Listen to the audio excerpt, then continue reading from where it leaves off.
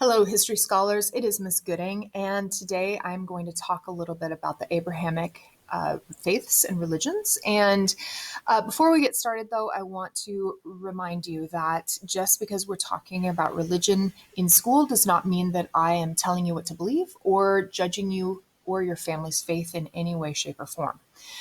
All right, so in the book of Genesis, which is in the Holy Bible, we have a very prominent figure named Abraham.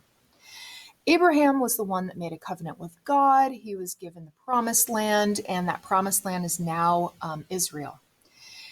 Abraham had a wife named Sarah, and Sarah and Abraham were pretty old, and they at first were not able to conceive. And so Abraham then had relations with a woman named Hagar.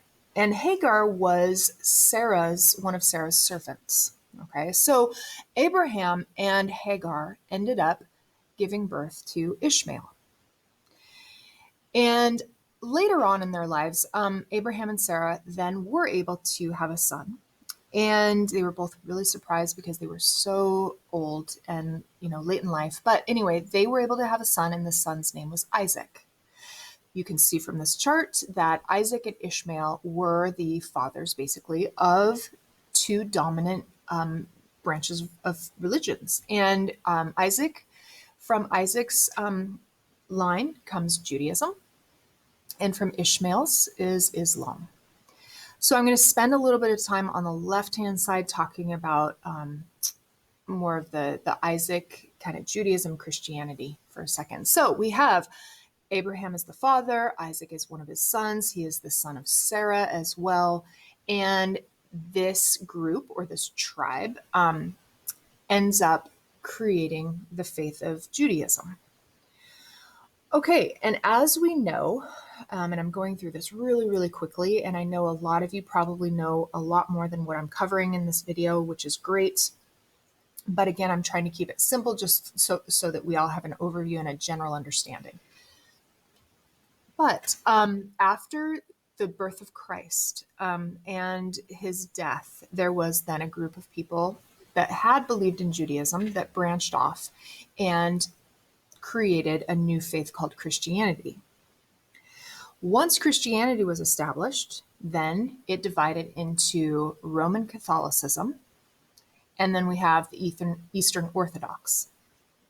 And as you learned in just the previous lesson, is that the Roman Catholic Church, after doing silly things like indulgences and things like that, there was a man named Martin Luther who then said the Roman Catholic Church, they're being a bunch of jerks, and so we need to protest against them.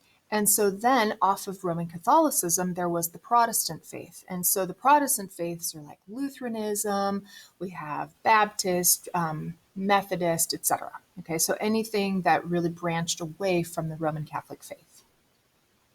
All right, on the other side, the right-hand side of this chart is Ishmael. So again, Ishmael was one of Abraham's sons. He was also the son of Hagar. She was a servant under Sarah, and under his lineage was the faith of Islam. And they split into two specific categories of Islam, the Sunni and the Shiite. And so today, what's so important about understanding these faiths is that even today, we can take a look at the Middle East, and a lot of people are fighting each other over religion. And so as we go through this unit, it's important to keep that in mind, that the reason that we're studying religion is because it is so powerful. It's influenced so many different decisions that leaders have made. It's influenced major pieces of writing. It's just so influential, and that's why we're studying it. Okay, so these are the Abrahamic faiths. And then next week, we will also be looking at the other two main world religions, and those are Hinduism and Buddhism. Now, I do understand that there are a ton of other faiths out there as well, but again, we are just going to focus on those major five. All right, so thanks, you guys. Hopefully that helps.